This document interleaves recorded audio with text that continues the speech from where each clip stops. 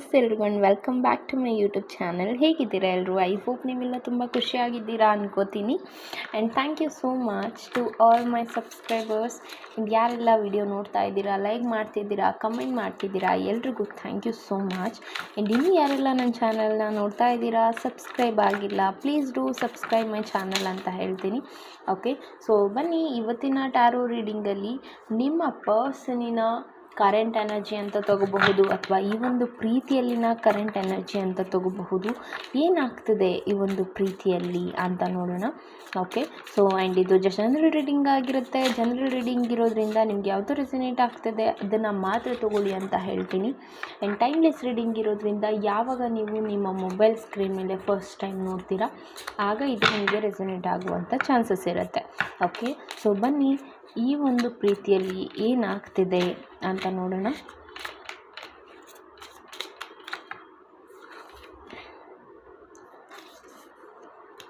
Six of cups. Okay, so beautiful card. Right ನಾವು ನೀವು ಇನ್ನೂ ಒಂದು ಸೆಲೆಬ್ರೇಷನ್ಗಾಗಿ ವೆಯ್ಟ್ ಮಾಡ್ತಿದ್ದೀರಾ. ಓಕೆ, ಸೊ ಈ ಒಂದು ಪ್ರೀತಿಯಲ್ಲಿನ ಸೆಲೆಬ್ರೇಷನ್ ಇರಬಹುದು, ಅಥವಾ ಫ್ಯಾಮಿಲಿಯಲ್ಲಿ ನೀವು ಒಂದು ಫ್ಯಾಮಿಲಿಗೆ ನಿಮ್ಮ ಪ್ರೀತಿಯನ್ನು ಹೇಳುವಂಥದ್ದಿರಬಹುದು, ಹೇಳಬೇಕು ಅಂತ ನೀವು ಥಿಂಕ್ ಮಾಡ್ತಿರುವಂಥದ್ದಿರಬಹುದು. And also the devil card ಬರ್ತಿದೆ. ಸೊ ಈಗೇನಾದರೂ ಈ ಒಂದು ಪ್ರೀತಿಯನ್ನು ನೀವು ನನ್ನ ಫ್ಯಾಮಿಲಿಯಲ್ಲಿ ಹೇಳಬೇಕು ಅಂತ ನೀವು ಥಿಂಕ್ ಮಾಡ್ತಾ ಇದ್ದರೆ, ಸೊ ಡೋಂಟ್ ಡೂ ದ್ಯಾಟ್ ಅಂತ ಹೇಳ್ತೀನಿ.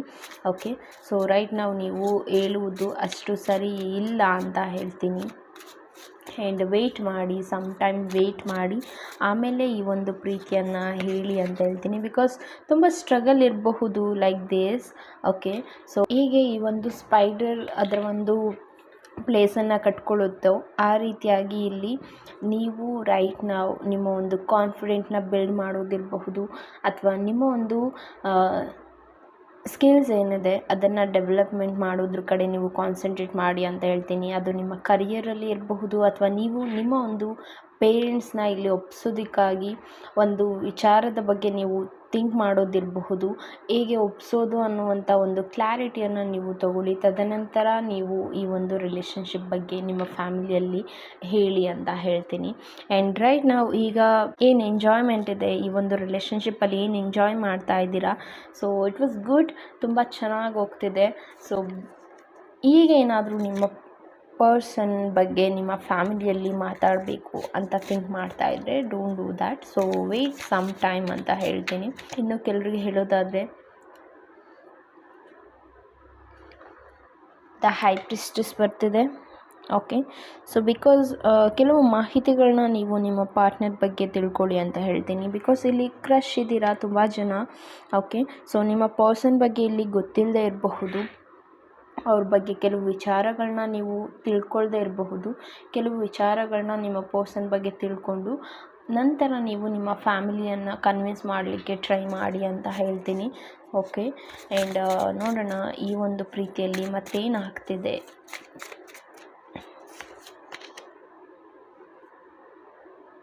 Seven of wands. Okay, seven of wands card ಬರ್ತಿದೆ. ಓಕೆ, ಸೊ ಈಗ ಈ ಒಂದು ಸೆವೆನ್ ಆಫ್ ವ್ಯಾಂಡ್ಸ್ ಕಾರ್ಡಲ್ಲಿ ಹೇಳೋದಾದರೆ, ಈಗ ನೀವು ನಿಮ್ಮ ಫ್ಯಾಮಿಲಿಯನ್ನು ಕನ್ವಿನ್ಸ್ ಮಾಡ್ತೀರಾ ಅಂತ ಹೇಳಿದ್ರೆ ಮೇ ಬಿ ಇದು ಒಂದು ರಿಜೆಕ್ಟ್ ಆಗುವಂಥ ಚಾನ್ಸಸ್ ಇರಬಹುದು, ಅಥವಾ ಈ ಒಂದು ರಿಲೇಷನ್ಶಿಪ್ ಎಂಡ್ ಆಗುವಂಥದ್ದು, ಅಥವಾ ನಿಮ್ಮ ಮಧ್ಯೆ ಫೈಟ್ ಆಗುವಂಥದ್ದು, ಈ ರೀತಿಯಾದಂಥ ಎನರ್ಜೀಸ್ ಇದೆ.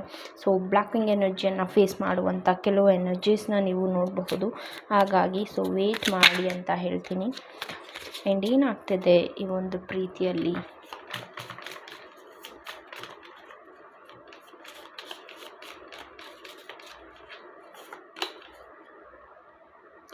The word.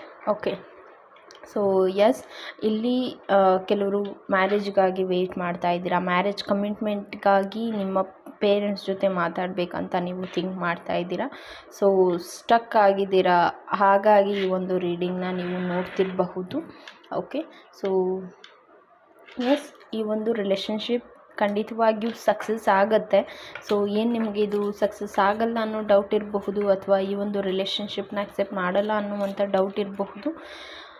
So think positive ಅಂತ ಹೇಳ್ತೀನಿ. ಪಾಸಿಟಿವ್ ಆಗಿ ಥಿಂಕ್ ಮಾಡಿ. ಆ್ಯಂಡ್ ದ ಲವರ್ಸ್ ಕಾರ್ಡ್ ಬರ್ತಿದೆ. ಎಷ್ಟು ಚೆನ್ನಾಗಿದೆ ಲವರ್ಸ್ ಕಾರ್ಡ್. ಈಗ ನಿಮಗೆ ಏನು ಫೀಲ್ ಆಗ್ತಿದೆ, ನೆಗೆಟಿವ್ ಆಗಿ ಏನು ಫೀಲ್ ಆಗ್ತಿದೆ ಅದನ್ನು ಜಸ್ಟ್ ಲೆಟ್ ಗೋ ಮಾಡಿ. And also the lovers card ಬರ್ತಿದೆ, ದ ವರ್ಡ್ ಕಾರ್ಡ್ ಬರ್ತಿದೆ.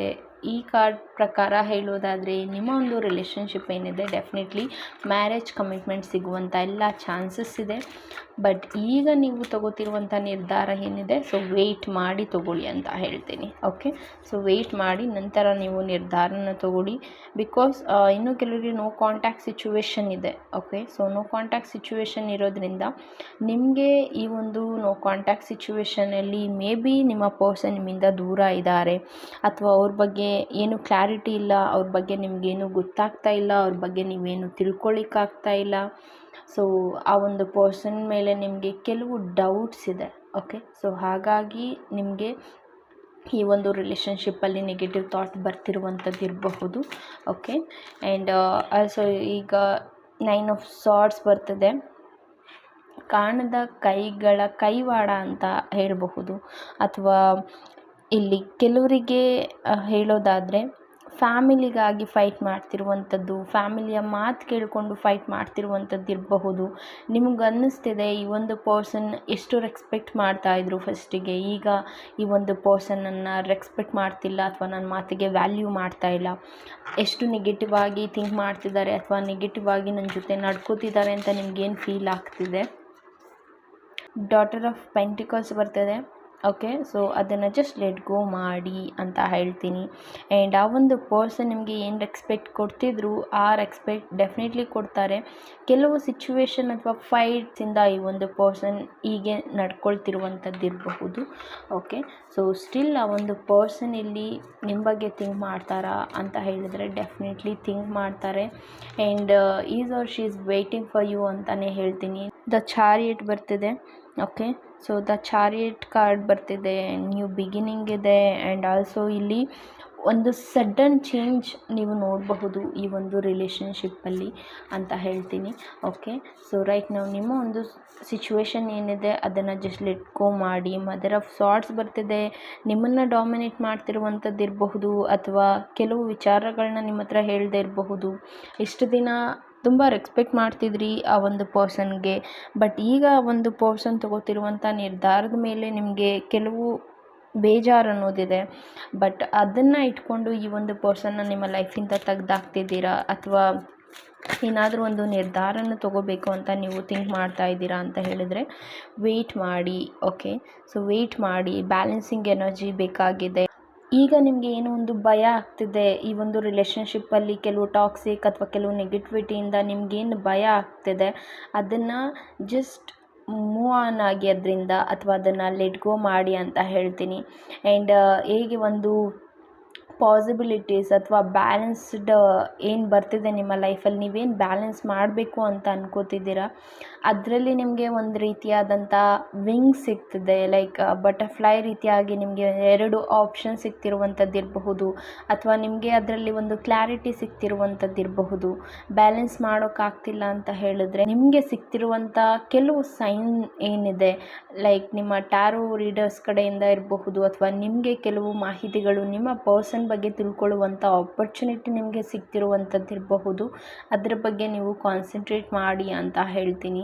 ಆ್ಯಂಡ್ ಫೈನಾನ್ಷಿಯಲ್ ಸಿಚುವೇಶನ್ ಏನಿದೆ, ಈಗ ಒಂದು ಫೈನಾನ್ಷಿಯಲ್ ಸಿಚುವೇಶನಿಂದ ಹೊರಗೆ ಬರಬೇಕು, ನಂತರ ನನ್ನ ಒಂದು ರಿಲೇಷನ್ಶಿಪ್ ಸರಿ ಹೋಗುತ್ತೆ ಅಂತ ನೀವು ಥಿಂಕ್ ಮಾಡ್ತಿದ್ರೆ ಎಸ್ ಅಫ್ಕೋರ್ಸ್ ಆ ರೀತಿಯಾಗಿ ನೀವು ಥಿಂಕ್ ಮಾಡ್ತಾಯಿದ್ರೆ ಡೆಫಿನೆಟ್ಲಿ ಆಗುತ್ತೆ ಅಂತ ಹೇಳ್ತೀನಿ. ಓಕೆ, ಸೊ ಬನ್ನಿ ನೋಡೋಣ ಅಗೇನ್ ನಿಮ್ಮ ಕರೆಂಟ್ ಎನರ್ಜಿ ಏನಿದೆ ಈ ಒಂದು ಪ್ರೀತಿಯಲ್ಲಿ ಅಂತ. Daughter of wands,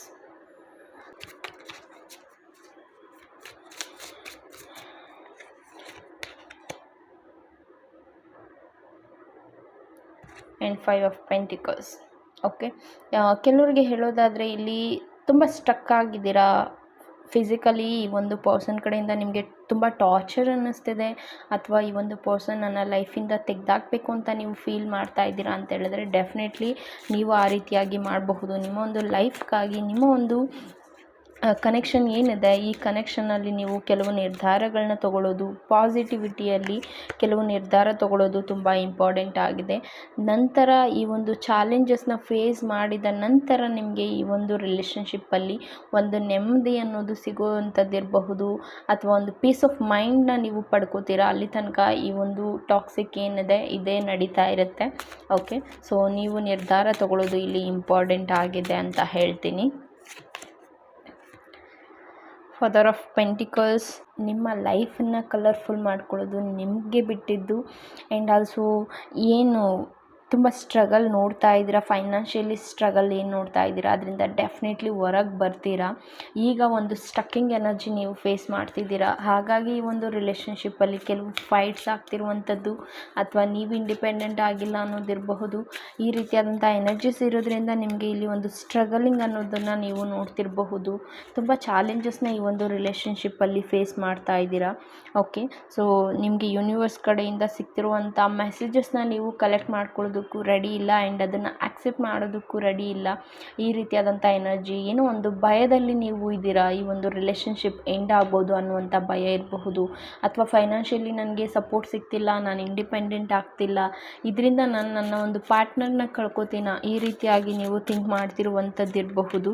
okay, so five of swords ಬರ್ತಿದೆ. ಸೊ 5 ಆಫ್ ಸಾರ್ಟ್ಸ್ ಏನು ಹೇಳುತ್ತೆ ಅಂತ ಹೇಳಿದ್ರೆ, ಸದ್ಯಕ್ಕೆ ಈ ಒಂದು ರಿಲೇಷನ್ಶಿಪ್ಪಲ್ಲಿ ಆಗ್ತಿರುವಂಥ ಫೈಟ್ಸ್ ಏನಿದೆ ಇದು ನಿಮ್ಮ ಫ್ಯಾಮಿಲಿ ಕಡೆಯಿಂದ ಆಗ್ತಿರುವಂಥದ್ದು ಇರಬಹುದು, ಅಥವಾ ನಿಮ್ಮ ಪಾರ್ಟ್ನರ್ ಇಲ್ಲಿ ಥಿಂಕ್ ಮಾಡ್ತಿರುವಂಥದ್ದು. ಇಟ್ಸ್ ಲೈಕ್ ನೀವು ಬೇರೆ ಯಾರ್ದೋ ಮಾತನ್ನು ಕೇಳಿಕೊಂಡು ಈ ಒಂದು ರಿಲೇಷನ್ಶಿಪ್ಪಲ್ಲಿ ಇಷ್ಟು ಟಾಕ್ಸಿಕ್ನ ಕ್ರಿಯೇಟ್ ಮಾಡ್ತಿದ್ದೀರಾ ಅನ್ನೋದಿರಬಹುದು. ಸೊ ನಿಮ್ಮ ಪರ್ಸನ್ ಜೊತೆ ಕೂತು ಮಾತಾಡಲಿಕ್ಕೆ ಆಗುತ್ತೆ ಅಂತ ಹೇಳಿದ್ರೆ ಡೆಫಿನೆಟ್ಲಿ ನೀವು ಅವ್ರ ಜೊತೆ ಕೂತು ಮಾತಾಡಿ ಒಂದು ನಿರ್ಧಾರನ ತಗೊಳ್ಳಿ. ಬಿಕಾಸ್ ಈ ಒಂದು ರಿಲೇಷನ್ಶಿಪ್ ಏನಿದೆ ಇದು ಸೋಲ್ಮೇಟ್ ಕನೆಕ್ಷನ್. ಓಕೆ, ಯಾರೋ ಒಬ್ಬರು ಥರ್ಡ್ ಪರ್ಸನ್ ಬರ್ತಾರೆ ಅಥವಾ ಥರ್ಡ್ ಪಾರ್ಟಿಯಿಂದ ಈ ಒಂದು ರಿಲೇಷನ್ಶಿಪ್ ಎಂಡ್ ಆಗುತ್ತೆ ಅಂತ ಹೇಳಿದ್ರೆ it is not good. Okay, so ಏನು ನಿರ್ಧಾರ ತಗೋತೀರಾ ಅದ್ರ ಮೇಲೆ ಈ ಒಂದು ರಿಲೇಷನ್ಶಿಪ್ ನಿಂತಿದೆ ಅಂತ ಹೇಳಬಹುದು. ಕಾಂಪ್ರಮೈಸ್ ಆಗೋದು ತುಂಬ ಇಂಪಾರ್ಟೆಂಟ್ ಆಗಿದೆ. ಆ್ಯಂಡ್ ಆಲ್ಸೋ ಇಲ್ಲಿ ಶೇರಿಂಗ್ ಎನರ್ಜಿ ಇದೆ. ಓಕೆ, ಸೊ ನಿಮ್ಮ ಪ್ರೀತಿಯನ್ನು ಅವ್ರಿಗೆ ವ್ಯಕ್ತಪಡಿಸ್ತಿಲ್ಲ ಅನ್ನೋದಿರಬಹುದು, ಅಥವಾ ನಿಮ್ಮ ಪ್ರೀತಿಯಿಂದ ಆ ಒಂದು ಪರ್ಸನನ್ನು ಇಲ್ಲಿ ನಿಮಗೆ ಆ ಒಂದು ಪರ್ಸನ್ ಪ್ರೀತಿ ಕೊಡ್ತಿಲ್ಲ, ಅಥವಾ ಅವರಿಗೆ ನಿಮ್ಮ ಪ್ರೀತಿ ಸಿಗ್ತಿಲ್ಲ ಅನ್ನುವಂಥ ಫೈಟ್ ಇರಬಹುದು. ಈ ರೀತಿಯಾದಂಥ ಎನರ್ಜೀಸ್ ಇದೆ. ಸೊ ಕೂತು ಮಾತಾಡಿ ಆ್ಯಂಡ್ ನಿರ್ಧಾರನ ತಗೊಳ್ಳಿ ಅಂತ ಹೇಳ್ತೀನಿ. ಆ್ಯಂಡ್ ವಿತಿನ್ 2 ಮಂತಲ್ಲಿ ಏನೇ ಒಂದು ಟಾಕ್ಸಿಕ್ ನಡೀತಿದೆ ನಿಮ್ಮ ಒಂದು ರಿಲೇಷನ್ಶಿಪ್ಪಲ್ಲಿ ಅಂತ ಹೇಳಿದ್ರು, ಸೊ ಅದು ಡೆಫಿನೆಟ್ಲಿ ಎಂಡ್ ಆಗ್ತಿದೆ ಅಂತ ಹೇಳ್ತೀನಿ. ಓಕೆ, ಐ ಹೋಪ್ ನಿಮಗೆ ಈ ರೀಡಿಂಗ್ ಇಷ್ಟ ಆಗಿದೆ ಅನ್ಕೋತೀನಿ. ಆ್ಯಂಡ್ ಇದು ಜಸ್ಟ್ ಜನರಲ್ ರೀಡಿಂಗ್ ಆಗಿರುತ್ತೆ. ನಿಮಗೆ ರೆಸೊನೇಟ್ ಆದರೆ ಮಾತ್ರ ತೊಗೊಳ್ಳಿ, ಆ್ಯಂಡ್ ರೆಸೊನೇಟ್ ಆಗಿಲ್ಲ ಅಂದರೆ ಅದು ಬೇರೆ ಸೋಲ್ಗೆ ಸಂಬಂಧಪಟ್ಟಿದ್ದಾಗಿರುತ್ತೆ. So thank you so much guys and take care.